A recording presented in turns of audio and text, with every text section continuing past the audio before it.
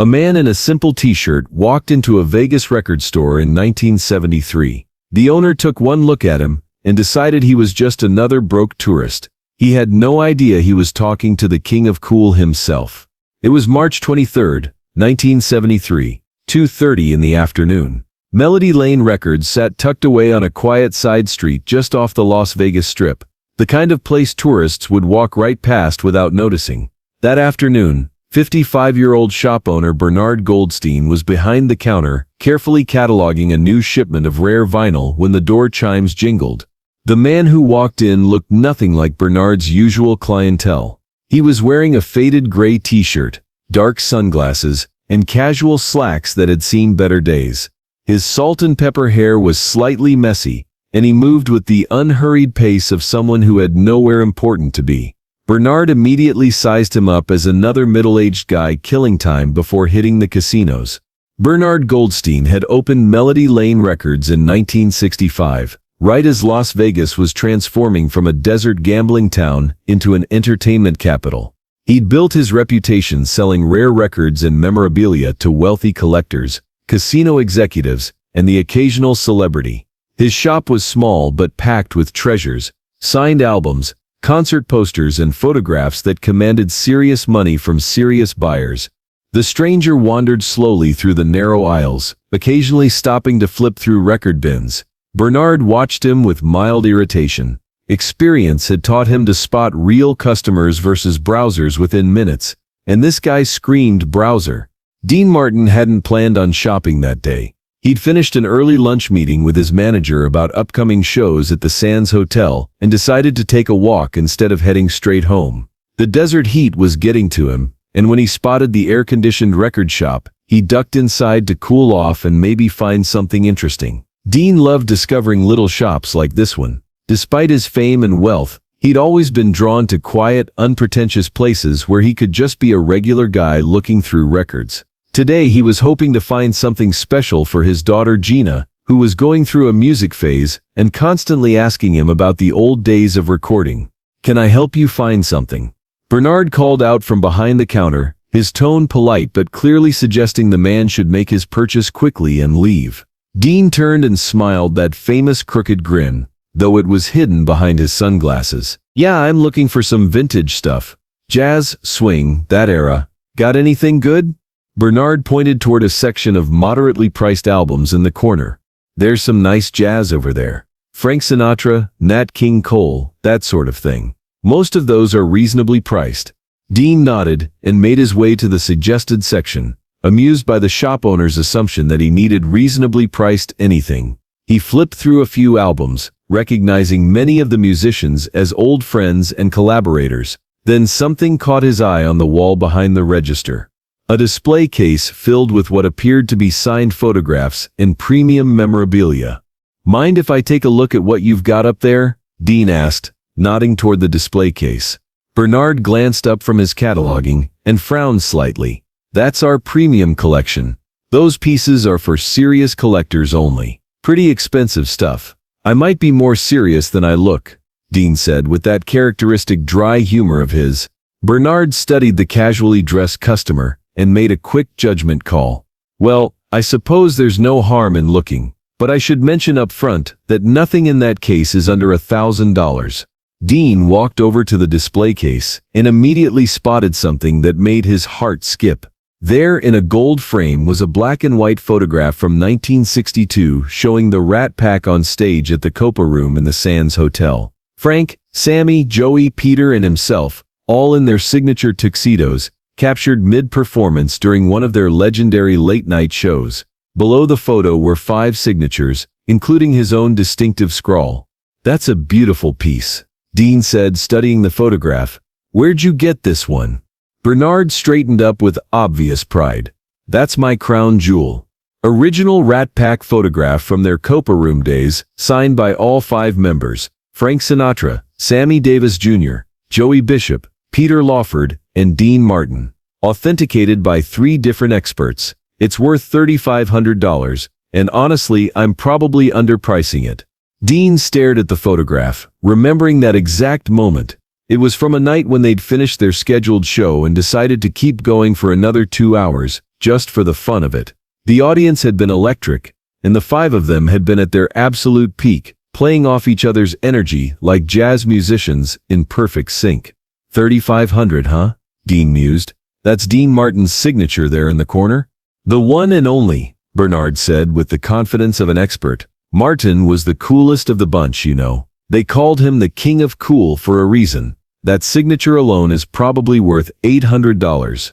Dean almost laughed out loud. Here was a man telling him the value of his own signature, completely oblivious to who he was talking to. He was pretty cool, wasn't he? Still performing.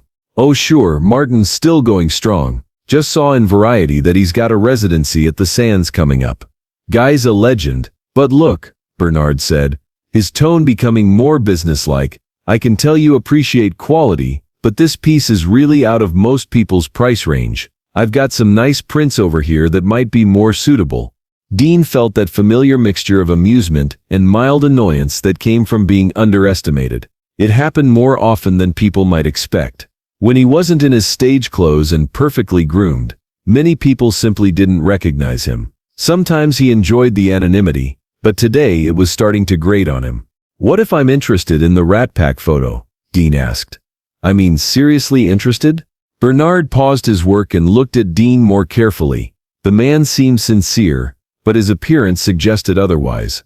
Sir, I don't mean to be presumptuous, but that photograph costs more than most people spend on a car. It's a museum-quality piece. I understand that, Dean said calmly, but I'd like to take a closer look if that's all right. Bernard hesitated, then sighed. He'd learned over the years that sometimes it was easier to show people expensive items so they'd understand why they couldn't afford them and move on to something more realistic. He unlocked the display case and carefully removed the framed photograph. Please be very careful, Bernard said as he placed it on the counter. This is irreplaceable. Dean picked up the photograph and studied it closely, running his finger gently along the edge of the frame. The memories came flooding back. Frank's terrible jokes between songs, Sammy's incredible energy even at 3 in the morning, Joey's perfectly timed one-liners, Peter's slightly nervous energy that somehow added to the show's charm, and his own role as the laid-back anchor that kept everything flowing smoothly. These guys were really something special, weren't they? Dean said softly. Absolutely. They were the definition of cool. Vegas was a different place when they were running the town. Bernard watched as Dean continued to study the photo. But look, friend, I can see you appreciate this, but I need to be honest with you. This isn't window shopping territory. If you're not prepared to write a check for $3,500 today, I really need to put this back. Dean set the photograph down gently and looked at Bernard over his sunglasses. What makes you so sure I can't afford it? Bernard glanced at Dean's casual clothes and shrugged apologetically. No offense, but I've been doing this for 8 years. I know my customers. The people who buy pieces like this don't usually walk in looking like they just came from the laundromat. Just then, the door chimes rang again, and a well-dressed woman in her 40s entered the shop. She was clearly a regular customer, because Bernard's entire demeanor changed instantly. Mrs. Patterson, he called out warmly. How wonderful to see you again. I just got in some new Ella Fitzgerald items you're going to love. Dean watched this interaction with interest, noting how quickly Bernard could shift from dismissive to charming when he perceived a real customer had arrived. Mrs. Patterson browsed for a few minutes before approaching the counter where Dean was still standing. She glanced at the Rat Pack photograph and then at Dean, doing a slight double take. Her eyes narrowed slightly as if she was trying to remember something, but then she seemed to shake it off and turned her attention to Bernard. Bernard, darling, you really should treat all your customers with the same courtesy, she said pointedly. You never know who might surprise you. Bernard looked confused. Of course, Mrs. Patterson. I treat everyone professionally. Dean smiled at the woman, appreciating her subtle intervention. It's all right, ma'am. Bernard here is just trying to protect his valuable merchandise. Still, Mrs. Patterson said, studying Dean's face more intently, everyone deserves respect, regardless of how they're dressed. Dean was beginning to suspect that Mrs. Patterson might have recognized him, but was politely staying quiet. He'd encountered this before, missed people who knew who he was, but chose not to make a scene out of respect for his privacy. You know what, Bernard? Dean said, reaching for his wallet. "I think I will take that photograph after all." Bernard's eyes widened. "Sir, please don't feel pressured. It's $3,500, that's not a casual purchase." "I understand the price," Dean said calmly, pulling out a platinum credit card. "And I'd like to buy it." Bernard stared at the credit card, clearly expensive and exclusive, then looked back at Dean's casual clothes. His worldview was starting to crack slightly. Well, are you sure? I mean, this is a significant investment." "I'm sure," Dean said. "But first, can you tell me more about Dean Martin? You seem to know a lot about him." Bernard, still processing the credit card situation, launched into his expert spiel. Well, Martin was probably the most naturally talented of the Rat Pack. Great singer, underrated actor, and absolutely effortless on stage. The man could make anything look easy. He had this way of connecting with audiences that made everyone feel like they were his personal friend. Dean nodded approvingly. "Sounds like you're a real fan." "Oh, absolutely." The man was pure class. Never seemed to sweat. Never seemed nervous. Just pure, effortless cool. They say he was like that off stage too. Just a regular guy who happened to be incredibly talented. "What do you think he was like in person?" Dean asked, genuinely curious about Bernard's perception. Bernard warmed to the subject. "From everything I've read, he was supposed to be really down to earth, not pretentious at all, despite being one of the biggest stars in the world. The kind of guy who'd talk to anyone, rich or poor, famous or unknown. A real gentleman."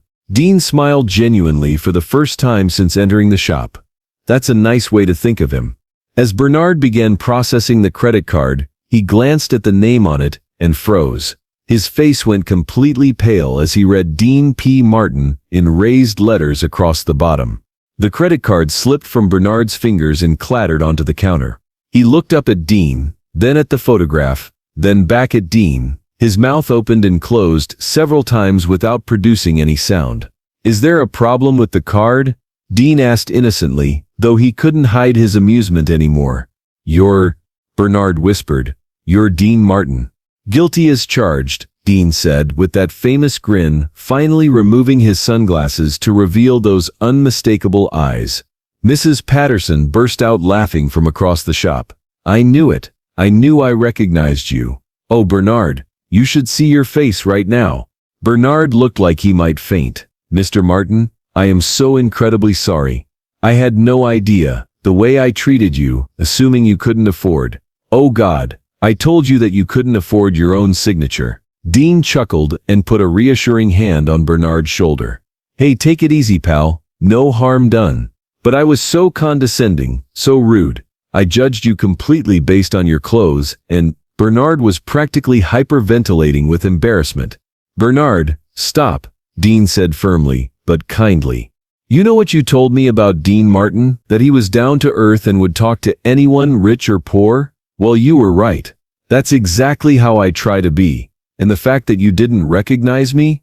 That's actually refreshing." Mrs. Patterson had moved closer and was watching the interaction with obvious delight. "Bernard, honey, this is the best lesson in not judging books by their covers that I've ever seen." Dean looked around the shop appreciatively. "You've got a beautiful place here, Bernard. Really impressive collection. The only thing I'd change is maybe not assuming what people can or can't afford based on how they dress." Bernard nodded vigorously, still in shock. "Of course, Mr. Martin. You're absolutely right. I don't know what to say." "Don't say anything," Dean replied warmly. "Just ring up that photograph. I really do want to buy it. It brings back great memories." As Bernard fumbled with the credit card machine, his hands shaking slightly, Dean continued browsing the shop. He selected several other items, a rare Nat King Cole album, a signed Duke Ellington photograph, and a vintage microphone that reminded him of his early recording days. "Mr. Martin," Bernard said as he carefully wrapped each purchase, "I want you to know that meeting you even under these circumstances, especially under these circumstances, has been an honor. The pleasure's mine, Bernard. And listen, I hope you'll remember this next time someone walks in here. Some of the best people I know dress like they don't have two nickels to rub together." Mrs. Patterson approached with her own purchase, a small Billie Holiday album. "Mr. Martin, would it be too presumptuous to ask for an autograph?" I promise, I'm not usually that kind of person, but this has been such a special day." Dean smiled warmly. "Not presumptuous at all, sweetheart. What would you like me to sign?" She handed him the Billie Holiday album she'd just purchased, and Dean signed it with a flourish. "To Mrs. Patterson, a classy lady who knows good music. All my best, Dean Martin." As Dean prepared to leave with his packages, Bernard called out one last time, "Mr. Martin, I hope you'll come back sometime, and I promise, next time I'll recognize you right away." Dean paused at the door and grinned. "Bernard, if you recognize me right away next time, I'll be disappointed. Some of my best experiences happen when people just treat me like a regular guy." 3 months later, if you had walked past Melody Lane Records, you would have noticed something different. In the front window, prominently displayed, was a small sign that read, "Every customer deserves respect. You never know who might surprise you." Bernard had put that sign up the week after Dean's visit, and true to his word, he'd changed how he treated everyone who entered his shop. Business actually improved. Word spread that Melody Lane was a place where people were treated well regardless of how they looked or what they could afford. And every evening when Bernard closed up shop, he would look at the empty spot on his wall where the Rat Pack photograph used to hang. Dean had bought that photo, but Bernard never filled that space with anything else, because that empty frame reminded him every day of the most valuable lesson he'd ever learned. Sometimes the most important teachers come in the most unexpected packages, and sometimes a guy in a faded t-shirt and casual slacks might just be the king of cool himself, ready to show you what real class looks like. If this story of humility and respect moved you, make sure to hit that like button and subscribe for more incredible true stories about music's greatest legends. Have you ever misjudged someone based on their appearance, only to be completely wrong? Share your experiences in the comments below, and don't forget to ring that notification bell for more amazing stories from the golden age of entertainment.